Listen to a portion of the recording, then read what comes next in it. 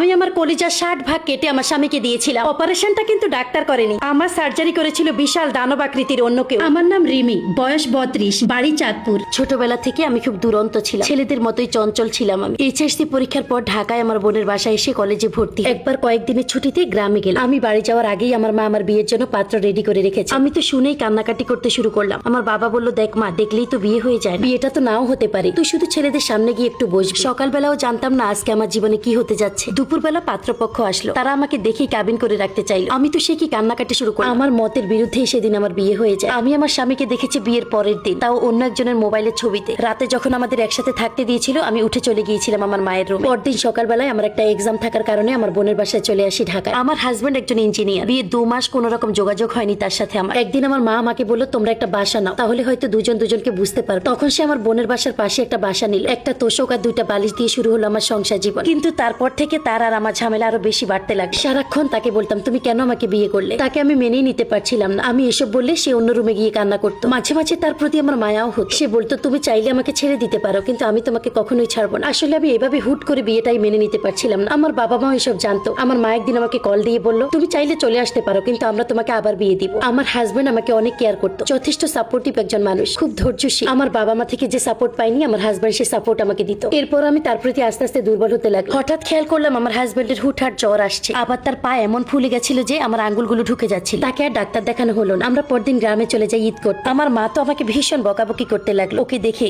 আমি কেন ওকে ডাক্তার না দেখিয়ে বাড়িতে গেলাম। ঈদের দিন সে একদম বিছানায় পড়ে গেল। 7 থেকে 8 দিন বাড়িতে থেকে আমরা ঢাকায় চলে যাই। সেখানে গিয়ে একজন মেডিসিন বিশেষজ্ঞের কাছে গেলাম। তিনি লিভার আর কিডনির কিছু টেস্ট দিলেন। সব রিপোর্টই ভালো এসেছে, কিন্তু লিভারের সমস্যা ছিল। ডাক্তার আমাদেরকে ফিজিতে লিভারের একজন ডাক্তারের কাছে পাঠালেন। ফিজিতে গিয়ে আমরা সব টেস্ট করে 10 থেকে 15 দিন লাগলো তার রোগটা ধরা পড়ে। ডাক্তার জানায় ওর লিভার সিরোসিস হয়েছে, যেটা হয়েছে হেপাটাইটিস বি ভাইরাসের কারণে। ওর একটা বোনও একই কারণে মারা গিয়েছিল আমার বিয়ের আগে। আমার মাথায় যেন আকাশ ভেঙে পড়লো। বিভিন্ন জায়গায় ঘাটাঘাটি করতাম এই রোগটার ব্যাপারে। বলে রাখি, তখন আমি সেকেন্ড টাইম প্রেগনেন্ট ছিলাম 6 মাসে। আমার তখন মনে হতো আমার 6 মাসের বাচ্চাটা কবে হবে, আমি কবে রিলিজ পাবো, আমি কবে আমার হাজবেন্ডের চিকিৎসা করা। একদিন আমার বাবা বললো, তুমি জামাইকে বলো ইন্ডিয়ার ভিসা করা, দেখো সেখানে গেলে কি হয়। কিছুদিন পরে আমার বাবা ওকে নিয়ে ইন্ডিয়া যায়। তখন ওনারা বলে প্রাইমারি স্টেজে আছে, সমাধান একটাই, লিভার ট্রান্সফার করতে হবে। একজন সুস্থ মানুষ তার কলিজার একটা অংশ তাকে দিতে হবে। তার লিভার পুরোটা ফেলে দিয়ে অন্যের লিভার নিয়ে বেঁচে থাকতে হবে তাকে। এই কথা শুনে আত্মীয় স্বজন, এমনকি বাড়ির কাজের বুয়ার পর্যন্ত হাতে পায়ে ধরি। আমার হাজবেন্ডের ব্লাড গ্রুপ বি পজিটিভ ছিল। সেম গ্রুপের মানুষের লিভারই লাগবে তার। আমার যখন সেকেন্ড বেবি হয়, তারও ব্লাড গ্রুপ ছিল বি পজিটিভ। এতটাই পাগল ছিলাম, ভাবলাম আমার বাচ্চার লিভারটা ওর বাবাকে দিতে পারবো। আমার স্বামীকে আমি যে কোনো উপায় বাঁচাতে চেয়েছি। ডাক্তার ওকে বলেছিল সারাদিনে শুধু 1 লিটার পানি খেতে পারবে। প্রচন্ড গরমে যখন সে তৃষ্ণা মিটিয়ে পানি খেতে পারতো না, তখন আমার খুব খারাপ লাগতো। 2 মাস পর সে আবার চেক আপ করাতে যায় ইন্ডিয়া। তখন ডাক্তার জানায় বি পজিটিভ কিংবা ও পজিটিভ রক্তে 18 বছরের ঊর্ধ্বে একজন সুস্থ মানুষ তাকে লিভার দিতে পারবে। এই কথা শুনে তো আমি ভীষণ খুশি হই, কারণ আমার ব্লাড গ্রুপ ও পজিটিভ। তখন আমি তাকে ফোনে বললাম, তুমি ডাক্তারকে বলবা আমার ওয়াইফ দিতে পারবে কিনা, যার 2টা বেবি সি সেকশনে। আজ ছোট বেবির বয়স 1 মাস। তখন ডাক্তার জানায় এখনই সম্ভব না, তবে 7 থেকে 8 মাস পর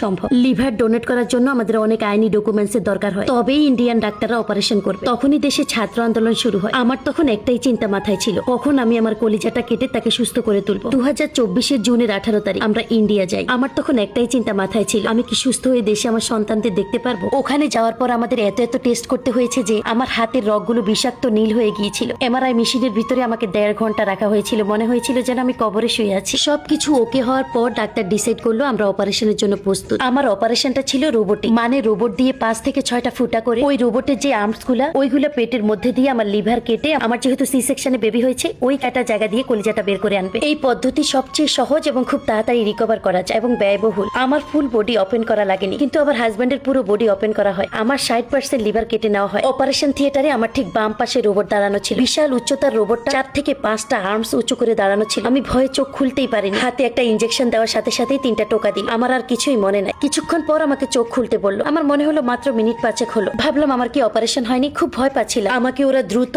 আইসিইউতে শিফট করলো। সেখানে একটা দেয়াল ঘড়িতে দেখলাম 4টা 5 বাজে। আমার অপারেশন শুরু হয় 6টার সময়। তার মানে 10 ঘন্টা কেটে গেল। আস্তে আস্তে খেয়াল করলাম আমার সারা শরীরে যন্ত্রপাতিতে ভরা। একজন নার্সকে জিজ্ঞেস